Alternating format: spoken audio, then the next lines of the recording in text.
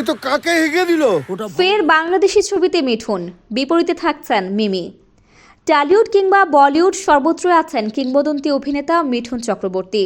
সন্তান হোক বা শাস্ত্রী কিংবা কাবুলিওয়ালা, সব জায়গায় আছেন ফটাকেষ্ট খ্যাত এ অভিনেতা। নির্মাতারা যেন তাকে ছাড়ার পাত্র নয়। এখনও একাধিক ছবি আছে তার হাতে। এর মধ্যেই জানা গেছে হুমায়ূন আহমেদের গল্পে নতুন ছবিতে কাজ করবেন মিঠুন চক্রবর্তী। জানা গেছে মিঠুন চক্রবর্তীকে আগামীতে মানস মুকুল পালের ছবিতে দেখা যাবে। সহজ পাঠের গপ্পখ্যাত পরিচালক এবার বাংলার শীর্ষ কথাসাহিত্যিক হুমায়ূন আহমেদের একটি উপন্যাসকে ভিত্তি করে ছবি আনতে চলেছেন। তার বিপরীতে দেখা যাবে বাংলাদেশি অভিনেত্রী আফসানা মিমিকে।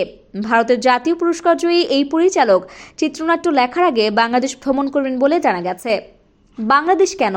আসলে পরিচালক নিজে একবার উপন্যাসে থাকা জায়গাগুলো ঘুরে দেখতে চান চিত্রনাট্য লেখার আগে। সেই বিষয়ে তিনি ভারতের একটি বাংলা গণমাধ্যমে বলেন, হুমায়ূন আহমেদের যে উপন্যাস অবলম্বনে চিত্রনাট্য লেখা শুরু করছি তাতে বাংলাদেশের একাধিক জায়গা উল্লেখ রয়েছে। তাই ওখানকার ঢাকা, কিশোরগঞ্জ সহ অন্যান্য জায়গায় যাওয়ার কথা আছে। সেই জায়গাগুলো নিজে গিয়ে দেখলে সেই উপলব্ধি আমার থাকবে, আর তাতে চিত্রনাট্য লেখার কাজও সহজ হবে। মানস মুকুল পাল বলেন, শুধু জায়গা পরিদর্শন নয়, বাংলাদেশে এসে অভিনেত্রী আফসানা মিমির সঙ্গেও দেখা করবেন তিনি।